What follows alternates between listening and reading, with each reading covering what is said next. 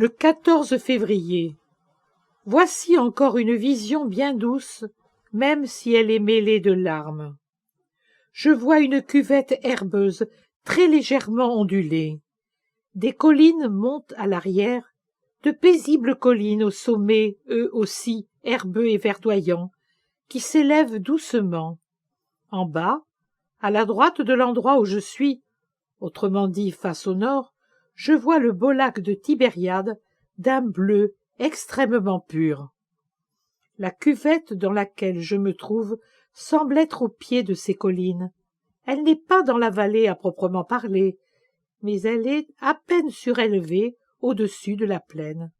C'est la première ondulation des collines qui se trouve derrière. J'ignore de quel endroit il s'agit. En Galilée certainement. L'on n'aperçoit pas de maison ici. Le village est plus bas, plus près du lac. Il semble d'une certaine importance, car il est plutôt vaste, et les maisons y ont déjà un aspect quelque peu prétentieux. Jésus est là. Il s'avance seul. Il cherche un endroit frais et solitaire, et s'y assied. Je pense que c'est encore l'été, bien que l'automne s'approche, car dans les champs épars dans la campagne, les vignes portent du raisin mûr sur leurs sarments et leurs feuilles se recroquevillent et jaunissent, çà et là, brûlées par le soleil d'été. Ce dernier en est à son crépuscule et descend derrière les crêtes des collines. Le lac est déjà dans l'ombre. L'endroit où se trouve Jésus ne l'est pas encore, parce qu'il est plus élevé. Jésus est assis et pense. Comme d'habitude, il est vêtu de blanc avec un manteau bleu. Il a les mains jointes, les coudes appuyés sur les genoux, et se tient légèrement penché en avant, les yeux fixés sur l'herbe à ses pieds. De temps en temps, il lève les yeux et regarde autour de lui. Le village, le lac, l'arête des collines. Mais il est évident que c'est un mouvement machinal. Il suit le cours de ses pensées et ne voit pas ce qu'il a devant lui. Sur le chemin, un large sentier qui passe dans la verdure et par lequel Jésus est monté, Marie et Jean montent à leur tour. Le disciple porte également une besace et aide Marie quand il trouve quelque obstacle, grosse pierre ou petit ruisseau presque à sec, qu'il leur faut franchir. Quand ils ne sont plus qu'à quelques mètres de Jésus, Jean appelle « Maître !»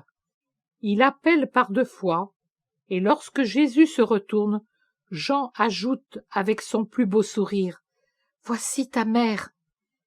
Il l'escorte jusqu'auprès de Jésus et dépose son sac sur l'herbe. Puis, il salue et s'en va. Jésus reste avec sa mère. Il se sourit, se caresse, s'assoit sur la touffe choisie par Jésus pour siège, l'un à côté de l'autre. Les vêtements de Marie sont très sombres, bleu foncé. Elle en est drapée comme dans l'autre vision. Je dirais que depuis qu'elle est la mère de l'évangélisateur, elle s'habille de façon encore plus austère. Après les premiers mots d'affection mutuelle, Marie ouvre le sac et en tire du pain frais, des fruits ainsi qu'un rayon de miel. Elle offre le tout à son fils en lui disant « Il vient de nos abeilles, de notre maison. Mange-le, mon fils. » Jésus sourit, rompt le pain croustillant et le mange avec un peu de miel. Pendant ce temps, Marie sort ses autres trésors. Ce sont des vêtements frais pour son Jésus. Elle enlève la toile qui les enveloppe et les montre à son fils. Puis, elle repose le tout soigneusement et s'absorbe dans la contemplation de Jésus. Elle porte sur lui un regard tellement doux, si plein d'adoration et si respectueux. De tout son visage l'amour émane et tremble comme la lumière sur la mer au crépuscule.